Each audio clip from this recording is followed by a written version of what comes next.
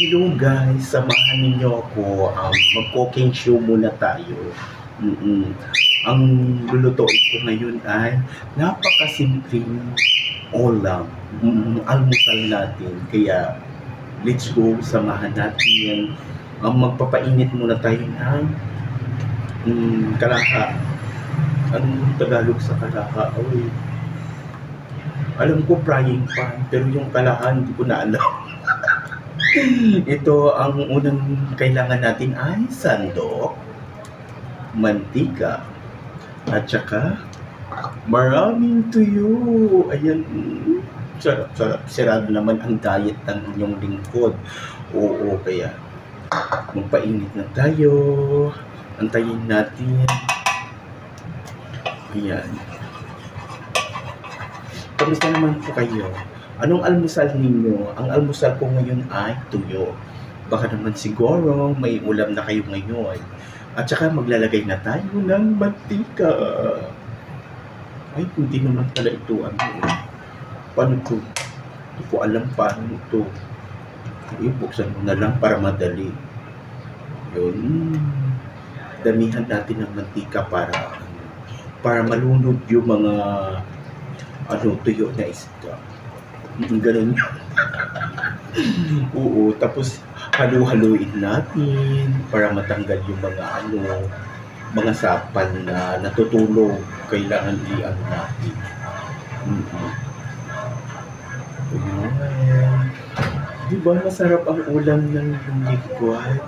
Ayan, kapag mainit na, ilalagay na natin ang tuyo. O, diba? Simple lang. Huwag na natin ayun.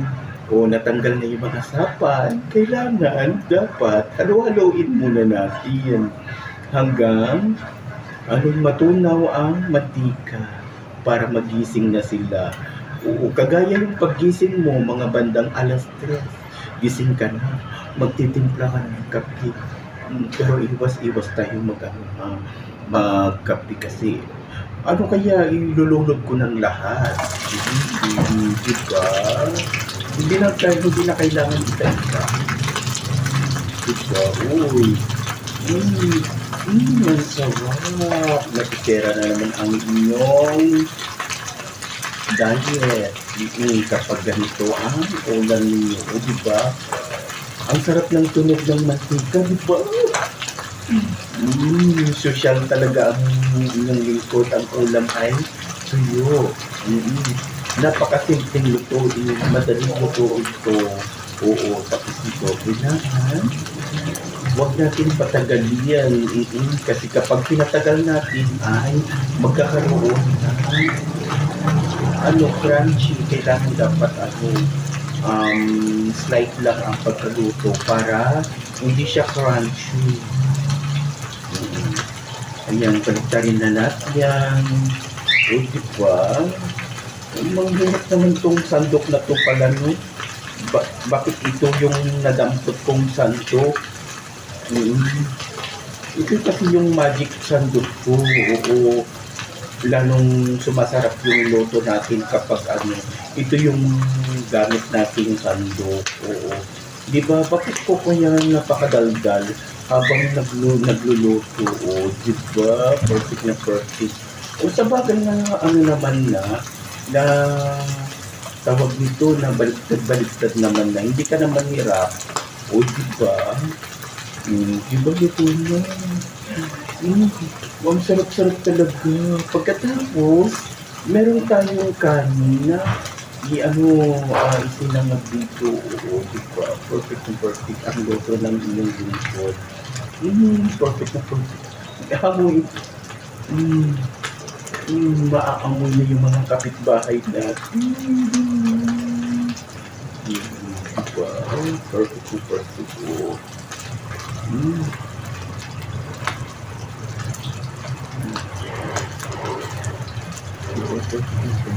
Diba?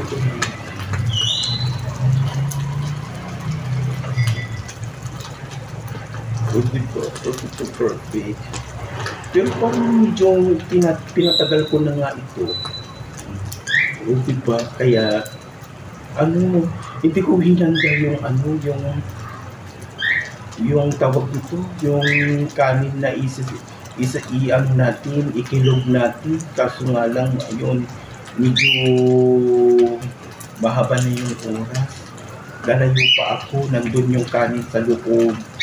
Oo, ayan. Pero pwede naman kahit hindi na natin ikilog. Kasi ito lang ang gusto kong lutuin. Kasi, di ba, yung mga taga ibang mga bansa, o ito yung namimiss nilang ulam. O shout out po sa lahat ng mga taga-OFW dyan, yung mga namimiss na mag-ulam ng tuyo. O wala kayong tuyo dito. Ay dyan, dito may tuyo. O, di ba? O, di ba perfect na perfect? Di ba? Perfect na perfect. Ay, pinawisan na ako sa kakaluto. Ayan. Sige na, mga kaibigan. Tara, samahan niyo ako kumain. Masisira na naman ang diet ng iyong lingkod.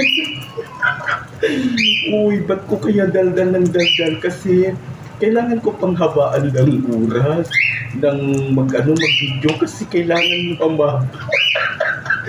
ayan habang umuusok-usok. Ang bango-bango. Tikman na. Sarap-sarap, di ba? Kung ako'y mag-aasawa, ang pipiliin ko, anak ng mangingisda. Sisid sila, sisid ako, sisiran kami, hanggang hating gabi. Sunog na, guys. O sige, bye-bye na, guys. Maraming salamat. Anguin na natin, guys. O, diba? Perfect na perfect ang ulam natin. Kaya, ayun, sunog na. Sunog na.